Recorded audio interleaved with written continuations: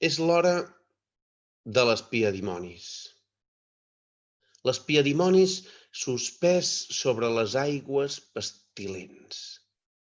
Gràcil joiell en el pit d'una dama. Ingràvid missatger de la poesia. Però es tracta, ara, d'un insecte arrívol. Compacta veu concertada aquí, en aquest segle i en aquest any de gràcia. Xucla la mel de les flors tant com el pol·len dels somnis dels difunts i dels vivents.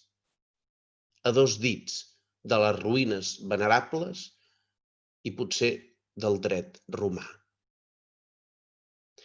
L'espiadimonis ho ha transmutat tot en efectiva poesia.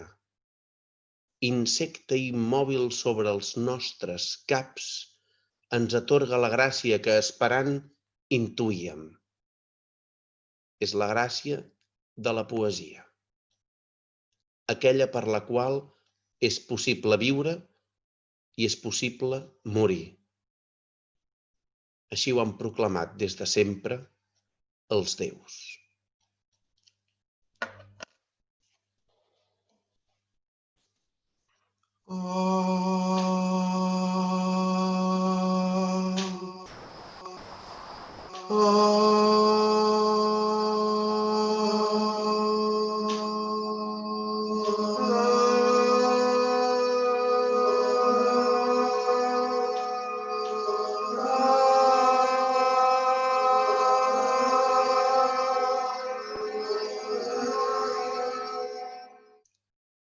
Perucho sempre parla de l'aura i de les aparicions que hi ha al voltant.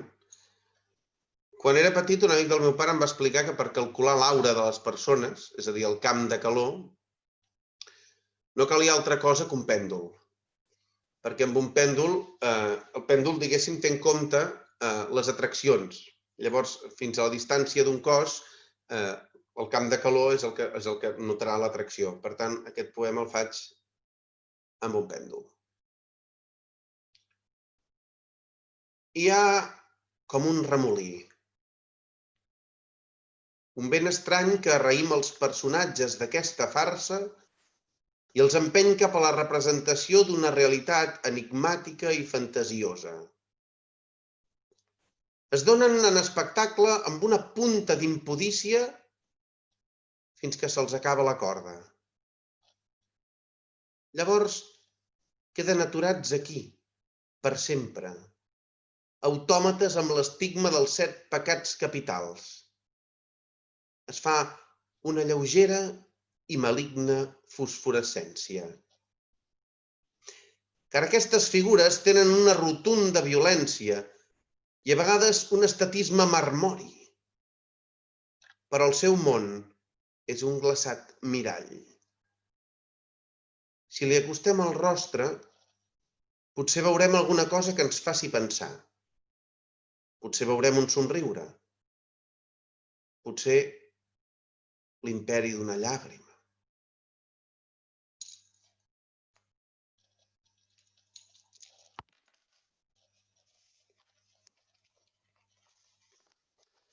Carta postal.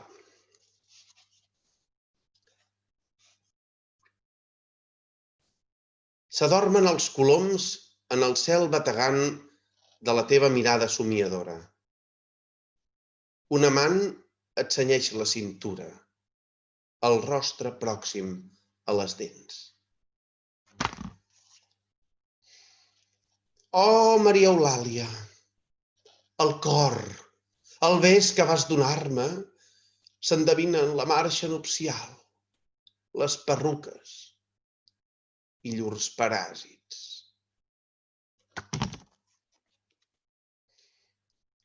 Veurem la dansa a l'Odèon, si sabessis, germana. No puc dir-t'ho. París, la Tour Eiffel, tot és molt vell. Carta postal amb fons del Luxemburg. Els ocells i les plantes, mainaderes i els infants amb el cèrcol. Octavi és dolç i m'ensinistra en moltes coses de la vida. La llum declina el mirall de la cambra. Les tasses de cafè són molt discretes i és confortant el tedi.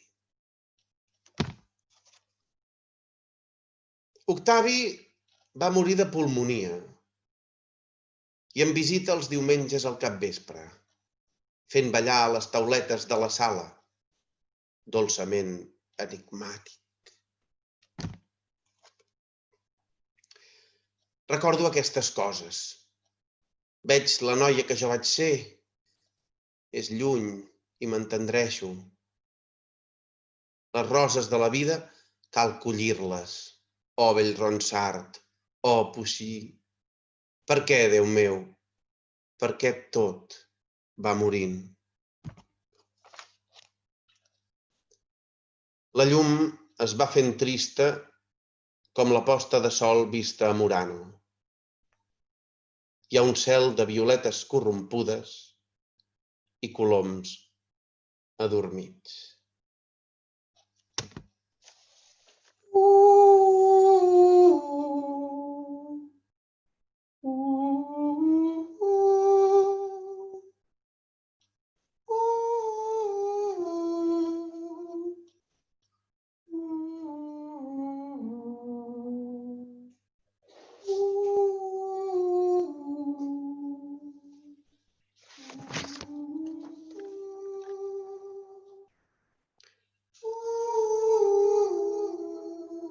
Va venir i em digué les paraules.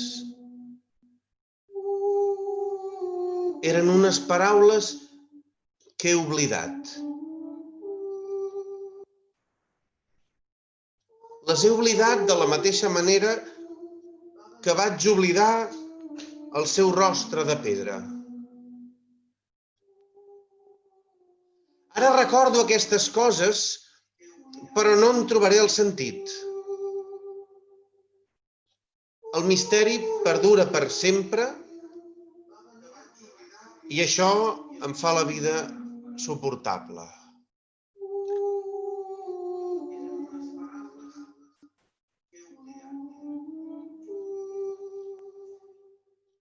On trobaré l'ombra que ara fuig dilatada?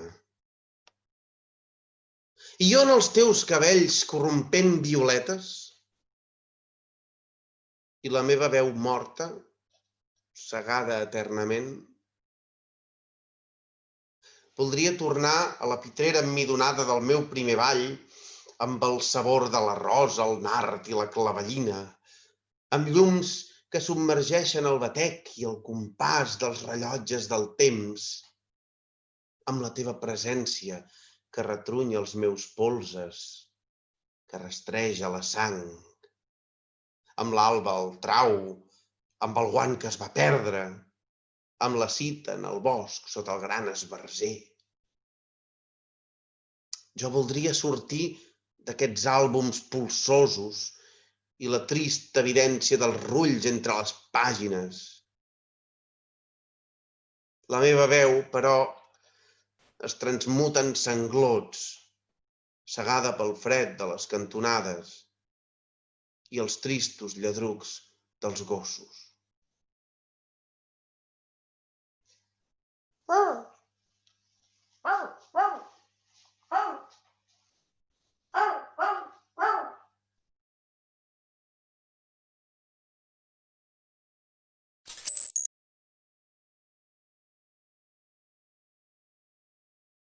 Per Perucho, el mèdium era el poeta?